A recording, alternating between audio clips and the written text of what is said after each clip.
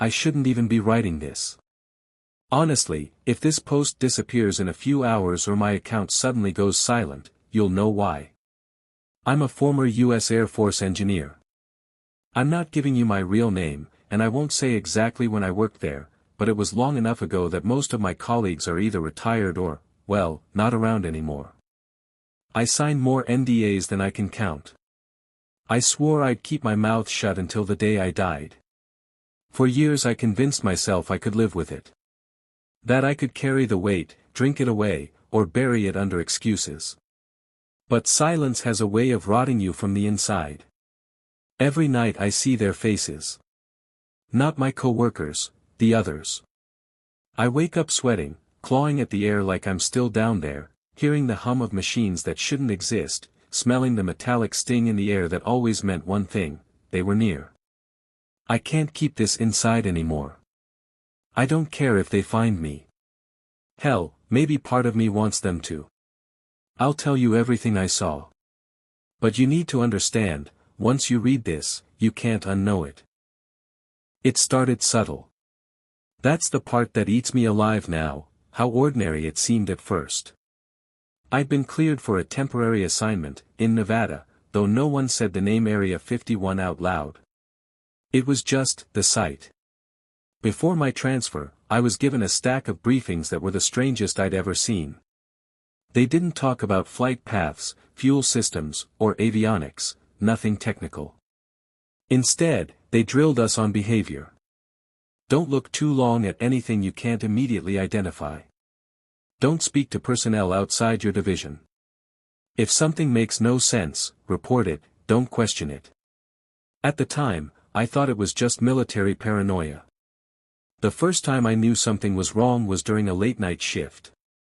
I was being escorted across the tarmac when I saw it, a craft sitting there in the floodlights.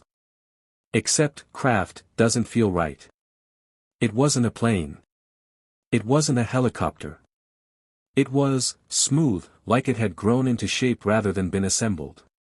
The surface shimmered as if it was breathing, colors sliding over it like oil on water. I asked the guard next to me what it was. He didn't even look. Just tightened his grip on the rifle and muttered, "Keep walking, sir." The next day, 2 of my coworkers were suddenly gone. No explanation, no reassignment letter, nothing. Just gone. Their lockers were cleared out like they'd never been there.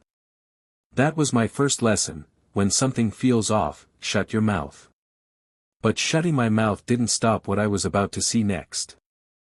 Most people think Area 51 is just hangars in the desert. That's only the stage set. The real place, the one I worked in, goes down, not out. The entrance was hidden in plain sight, under what looked like a maintenance warehouse. Inside, there was an elevator with no buttons, just a key slot and a retinal scanner. Once you were cleared, it dropped so far you could feel the pressure in your ears. My best guess. At least 10, maybe 12 levels underground. The layout was like nothing I'd seen on any base. Narrow white corridors, doors with no handles, just glowing panels that opened only for certain clearances. There were checkpoints every 50 feet. Armed guards who never spoke, only stared. Cameras in every corner. Even in the restrooms. And the air, it wasn't right. Metallic, recycled, thick. The longer you stayed down there, the more you felt like you were breathing something alive. Each level had its own purpose. I only had clearance for 2. Level 3 housed the labs. Long rows of sealed glass rooms where people in suits worked on objects that looked like nothing built on Earth. I caught glimpses of things that bent light, boxes that hummed when no one touched them, fragments of metal that seemed to heal when scratched. Level 5 was worse. That's where they kept them.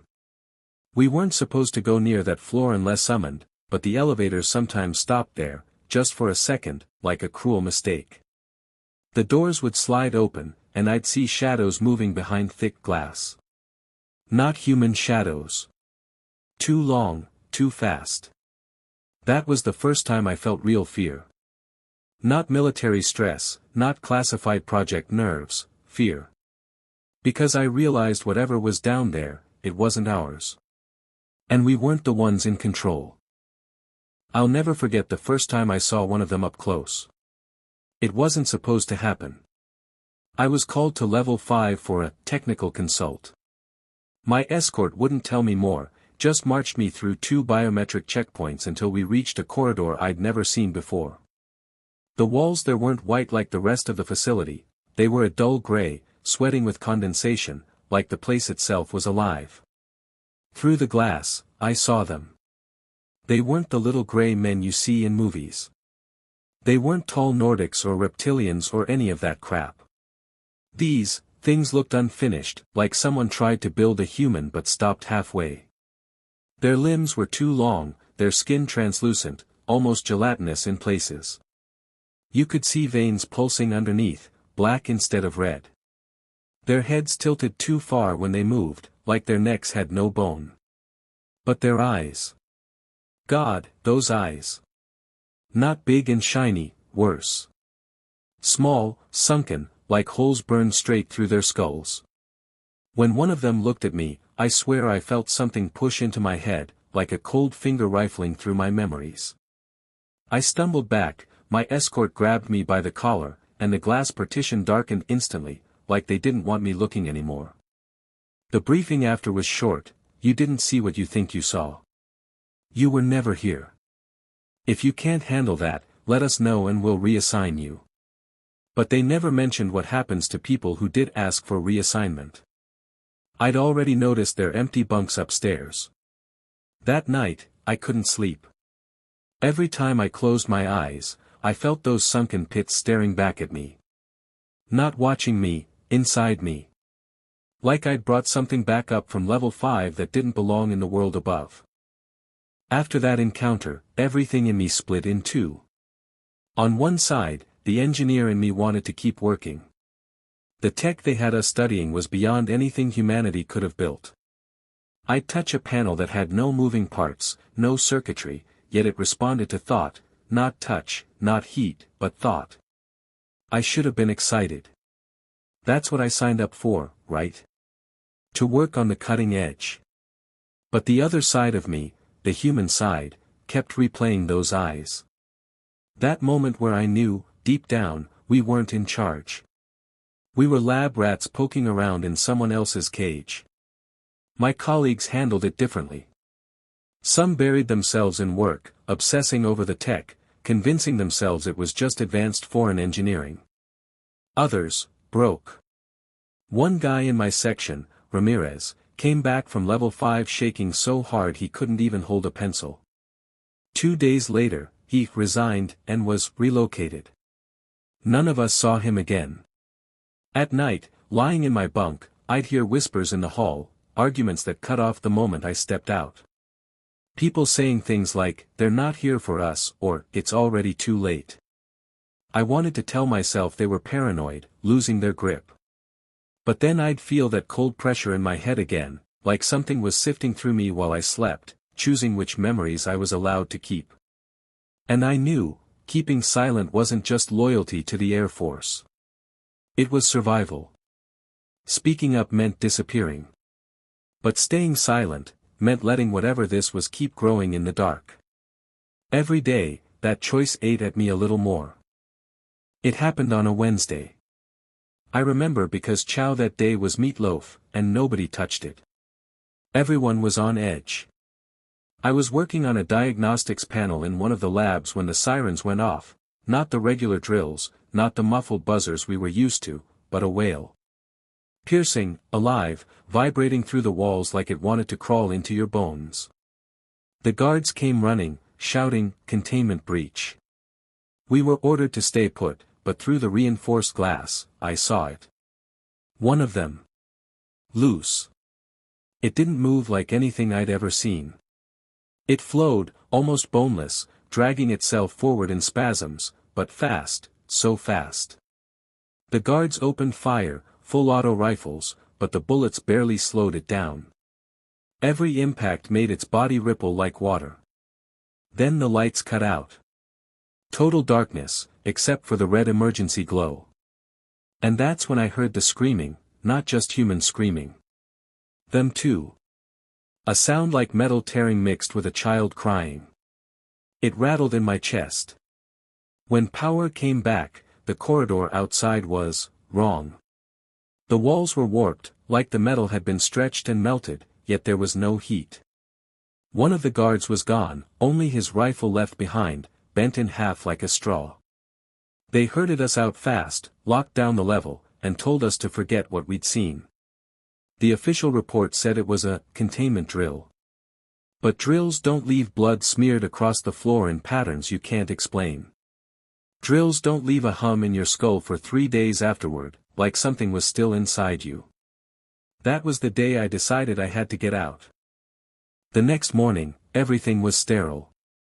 The corridor where the breach happened had been scrubbed, patched, painted over like nothing had ever gone wrong. The guards who survived were gone, reassigned. The rest of us were forced into a debriefing that felt less like a report and more like a threat. They sat us in a room with no windows, just one man in a black suit. Not military. No insignia. He read off a statement about psychological contamination and how we were hallucinating stress responses due to environmental exposure. Every word was designed to make us doubt ourselves. But I knew what I saw. And so did everyone else. Nobody spoke a word. Nobody even coughed. We just nodded when told to, like puppets. Afterward, people started vanishing. Not instantly, but piece by piece. I'd go to breakfast and notice an empty seat. Ask where someone was, and get nothing but blank stares. Their names would be erased from logs, their lockers emptied. It was like they'd been edited out of reality. One night, I caught my bunkmate packing in a hurry. He just looked at me, wide-eyed, and whispered, "Don't let them know you remember." Then he was gone. Next day, new guy in his bed. No explanation. The worst part? The nightmares weren't just mine anymore. Guys whispered about hearing that same wail in their sleep, about waking up with nosebleeds, about black shapes in the corners of their rooms. The brass told us to ignore it. That it was shared hysteria. But it felt less like hysteria and more like something was leaking out of level 5, slowly infecting everyone upstairs. And instead of stopping it, the government was covering it up, layer by layer, like wallpaper over a rotting wall. Leaving wasn't as simple as handing in papers. Nobody resigned from that place. You either disappeared, or you played dumb until they let you crawl out on your own. I started faking it. Pretending I didn't notice when people vanished. Pretending the headaches weren't getting worse. Pretending I didn't wake up drenched in sweat after dreams of corridors melting and those hollow eyes staring at me. I volunteered for surface duties as often as I could. Running diagnostics topside, working with equipment on the hangars, anything to stay away from level 5. I acted eager, compliant. Like a good soldier who'd swallowed the lies. Then, one day, I got called into an office.